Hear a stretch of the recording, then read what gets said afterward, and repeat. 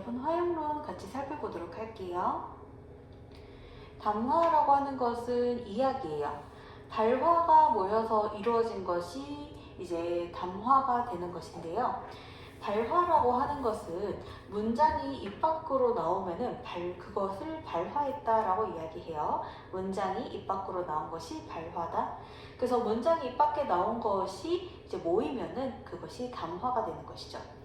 자, 담화의 구성 요소는 말하는 사람이 있어야 되고요.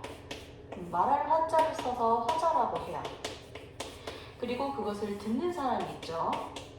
듣는 사람은 들을 청자를 써서 청자라고 해요. 화자와 청자가 필요하고 화자와 청자가 주고받는 말이 바로 발화죠. 그리고 이 발화는 특정 상황 속에서 나오는 거거든요. 어떠한 환경 속에서 이야기를 하느냐, 그것이 바로 맥락이 되는 거예요. 그러니까 화자가 필요하고 청자가 필요하고 발화, 주고받는 발화, 그 다음에 특정 상황 속에서 이루어지니까 맥락, 이렇게 얘네들이 바로 담화의 구성 요소가 돼요. 자, 화자는 아까 이야기했듯이 말하는 사람을 화자라고 하고요. 그리고 똑같은 말을 하더라도 화자가 어떤 의도로 말을 하느냐에 따라서 말의 의미가 달라져요. 예를 들어서 좀 덥구나 이렇게 얘기를 하는 거예요. 덥구나 이렇게 했을 때 상대방이 저게 이제 창문을 열어달라는 의미구나 라고 해서 창문을 열어주는 사람이 있을 거고, 덥구나 라고 했을 때 창문 열어달라는 의미인데 그것을 인지를 하지 못하고 나도 진짜 덥다 이렇게 대답하는 사람도 있겠죠. 그러니까 맥락에 따라서 우리 화자의 의미를, 발화의 의미를 잘 파악을 해야겠어요. 자, 그 다음에 우리 청자는 듣는 사람이고요. 청자의 배경지식. 배경지식은 이미 알고 있는 지식을 배경지식이라고 하죠. 그래서 배경지식이나 여러 가지 상황에 따라서 여러 가지로 해석할 수가 있다는 거. 발화는 아까 이야기했듯이 주고받는 말이에요. 그리고 맥락은 상황이고요. 두 가지가 있거든요. 맥락에는 상황 맥락과 사회 문화적 맥락이 있어요.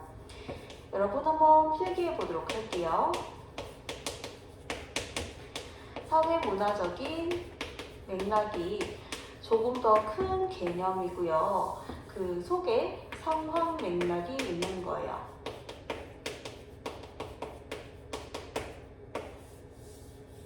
자, 그래서 상황 맥락은 사회 문화적 맥락에 영향을 받는데 상황 맥락의 특수성을 고려해야 되는 케이스도 있어요. 어떤 거냐면은 우리는 이제 어른을 봤을 때 우리 사회 문화적인 맥락 속에서는 어른에게 예의를 지켜야 된다. 그러니까 어른을 보면 인사를 해야 되겠죠. 그래서 할아버지 안녕하세요 이렇게 고개를 숙여서 인사를 한단 말이죠. 그런데 예를 들어서 할아버지가 병원에 계시는 상황이에요. 자, 그럼 그 상황에서는 할아버지는 편찮으시잖아요. 그러니까 할아버지한테 안녕하세요라고 인사를 하면 안 돼요. 안녕하다는 거는 잘 지내고 있다는 뜻이잖아요. 그쵸? 할아버지는 이미 못 지내고 계시니까 그때는 안녕하세요라고 인사하면 안 되고 괜찮으세요? 라고 인사를 해야 되는 거예요. 그러니까 보통은 상황 맥락은 사회 문화적 맥락 속에서 이루어지지만 상황 맥락의 특이성이 있는 케이스도 있다. 이렇게 생각을 해주면 돼요. 자, 여기까지 하면은 우리 화용론은 끝이 나고요. 화용론 관련해서는 여러분이 최근 추세를 좀 알면 좋겠어서 그 부분 한번 필기를 해볼게요. 자, 최근에는 어떤 담화 상황이 나오거든요. 담화 상황이 나와요. 자, 그리고 이 담화 속에는 등장인물이 여러 명이 등장을 하거든요. 등장인물이 여러 명이다. 예를 들어서 등장인물이 2명일지라도 그 상황에서 직접적으로 등장은 하지 않는데 다른 여러 인물에 대해서 언급할 수가 있어요. 그래서 등장인물이 나오고 그들이 언급하는 인물 이렇게 해서 여러 명인 그런 상태가 요즘에 자주 나와요. 그리고 각각의 인물에 대해서 이제 대명사로 받기 때문에 상대방들을 대명사로 받는 경우가 많거든요. 그러면 여러분들이 이거를 읽을 때 처음부터 끝까지 밑으로 이렇게 읽어 내려가는 게 더 나아요. 내려갈 때 각각의 A, B, C, D, E가 각각 대명사로 받고 있을 거예요.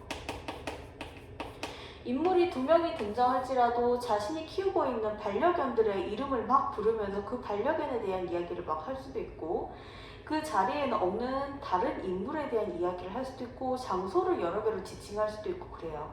그렇기 때문에 위에서부터 밑으로 읽으면서 내려오되 이 각각이 가리키는 바가 뭔지 메모를 해놓는 게 더 빨라요.